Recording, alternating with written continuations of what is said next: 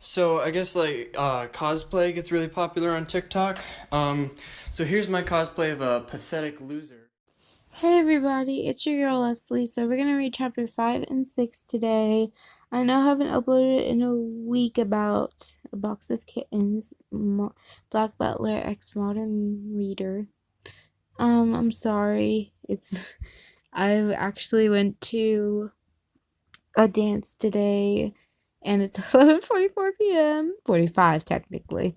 My clock is like only 1 minute late, so yeah. Anywho. This is Black Butler Cat's X Modern Reader, known as a box of kittens. By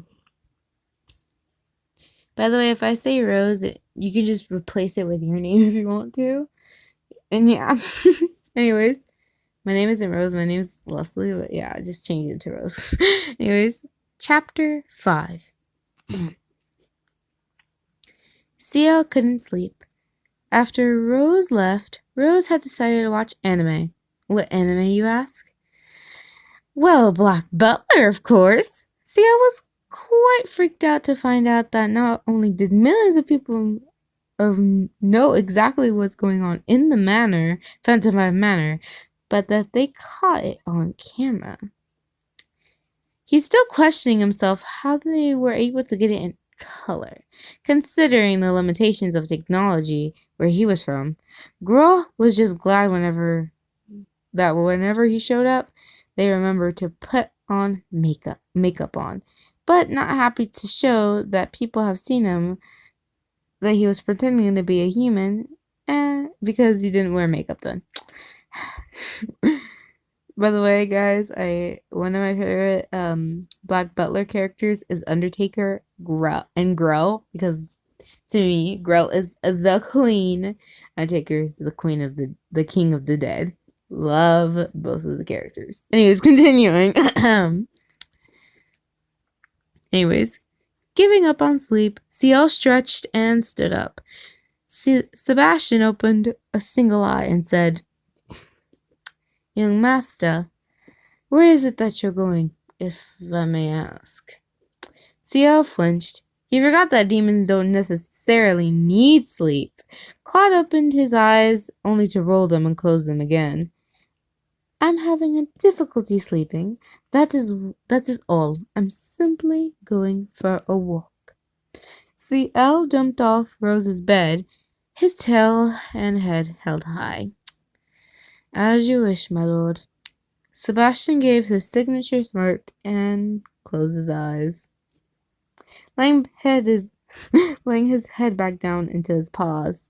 The contract mark on his left paw glowed a brightly purple for a moment before vanishing again behind his raven black fur. CL, meanwhile, had wandered into the living room. He jumped onto the window-sill and gazed out onto the moonlit streets of London. He wasn't sure to ask whether or not it was even London. For one, there's no horse-drawn carriages in sight, and sad cars, and very strange-looking ones at that. We're stood stationary at we're stood stationary at the side of the road, and passing by every now and then. A group of drunken teenagers stumbled past the window, laughing and singing loudly. CL found it strange that the woman wasn't wearing a dress, but instead wearing what looked like men's attire.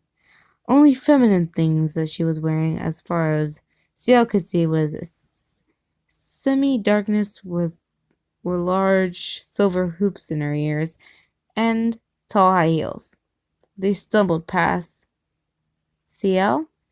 He heard a voice, and then he turned around and saw Rose, holding a glass of water. She put the glass down onto the coffee table and sat down next to CL. She smiled, and before gently stroking him between his ears, earning soft purrs as CL rubbed the side of his face into the palm of her hand. She chuckled softly. "Can't sleep, huh?" Rose seemed to... Yeah, Lucille replied in between his purrs. Rose seemed to understand. As she said, yeah, this must be strange for all of you. You kittens must have been treated horribly by your last owner. To be separated from your mother and having someone potentially scar your eye. She kissed Ciel on the head.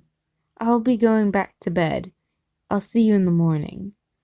Rose stood up, and after recollecting her glass of water, she left Ciel sitting at the window sill for the comfort of her bed and the others. Because of what she said, Ciel started to contemplate what Rose had said. He assumed that Rose thought they were all siblings, him, Elias, Sebastian, Claude, Grell, and Undertaker, and that some human had abused them and separated them from their mother. And in some ways, that was true. But Ciel was pretty confident that he had no siblings, left alone the ones other demons and grim reapers, and Eloise Trancey of all people. But she had a point. He had the only home he had ever known taken away from him and destroyed, along with his mother and father and dog Sebastian. Tatiana and himself were the only ones who survived the fire. He had been kidnapped by the cult who had been responsible for the fire and branded and tortured by them. That's how he met Sebastian. Sorry if you guys don't read Black Butler. Miss so sorry. Anyways, continuing. He whispered words of protection to him, said he would always be there by his side, that he'd obey every command and wish, all for the price any demon is after, his soul. Ciel wanted revenge, and Sebastian told him that he would lead him to his revenge, all for the price of a soul that any demon would fight over. He had never even stopped to consider what sort of hell Eloise had been through, and what's with his revenge. He had never even considered what it would be like to have an old perverted man use you, and many other boys like himself, for his own pleasures. To see everyone in an entire village die, but right before your eyes, and ending with the brother he loved. Now I think about it, Ciel pondered. Eloise was right. We're not so different from each other after all. Now he thought of Sebastian, of how long he's been starved of souls. 3 years at least, for he preferred not to have snacks before he eats his meals. Ciel doesn't remember ever being as hungry as Sebastian is, and sure, when he was in France, he was hungry enough to even accept Undertaker's dog biscuits. But that must be nothing to compare of what Sebastian must be feeling. Claude and the other demons at the Trancey Manor must feel the same. Ciel flattened his ears tightly against his head when remembering all the pain he had caused others around him, even those who can't physically die. He thought of his fiancée, Elizabeth, and how she always tried to make him happy. He had always shut her out. She had only missed Ciel from before the fire incident, when he would always be happy, always smiling, laugh, and be happy. Ciel had forgotten to do so. He had grown up too fast for Elizabeth's liking. He thought of Madame Red, who had been driven mad by the loss of her sister, Rachel Phantomhaven, and her husband, a man who Madame Red once loved. She was so overcome with grief that she restored to become Jack the Ripper with a certain red-headed reaper, which result in her death. How many others have stood in front of danger and gave their lives in exchange for my safety? Ciel thought miserably. Too many to count. Then he thought of Finny, Merriman, and Bard. Incompetent though they were being servants, they laid down their lives to help protect the Orphantomai from any outside threat that had been the inhabitants of the manor. Even they, who are always cheerful and positive, have terrible backstories, of which they pretend that they happened, and that they are just a maid, gardener, and cook. He even thought back to how distraught Princess... Sorry guys, I'm just like, what the fudge? My mind just went blank on me. Okay, anyways. He even thought to how distraught, there we go, Prince Soma and his servant Agni had been when they found out he lost all of his memories of them. Ciel lay down on the window sill, and closed his eyes, falling asleep, and dreamed of all the people he loved and everyone else in his life, just as the clock chimed at 3. Chapter 6.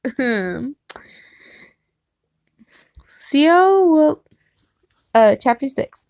Ciel woke up on the windowsill, stiff-necked, to Eloise nudging his side. Rose said she was leaving. Come on, Ciel, wake up. I'm up trying to see now. Get off me. Okay, Ciel squirmed and wriggled madly, and eventually he managed to throw Elias off of him. What were you doing sleeping on the window anyway? He smirked. That's none of your business, Chansey.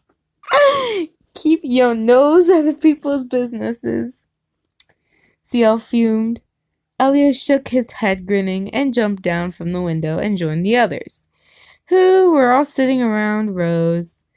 Ciel joined them in time to hear her say, "Okay, guys, I'm gonna leave for a bit. I just need to buy some stuff for you guys because I have nothing." She stood up from the sofa, and after shaking off Eloise from his over and stingerish embrace, "But I want to hug you," put on her shoes, and after making sure she had her purse and keys on, she left the apartment. So, well, what are we supposed to do now? Oh, I know what to do with Bassie, Claude, and Undertaker. Oh, Lord, poor thing. I do not want to hear about your sick fantasies, Mr. Sutcliffe, and I can assure you that everyone else agrees with me, Sebastian scolded, causing Girl to flinch slightly, but then yelled, "Oh, my Bassie, how terrifying. I always like the dominant ones." Oh my god. Okay, next. Meanwhile, Rose was pulling into the car park of the nearest pet store a few miles away and walking in through the front door. She was immediately pushed down by a Leon Barrier puppy that's practically trying to lick her to death.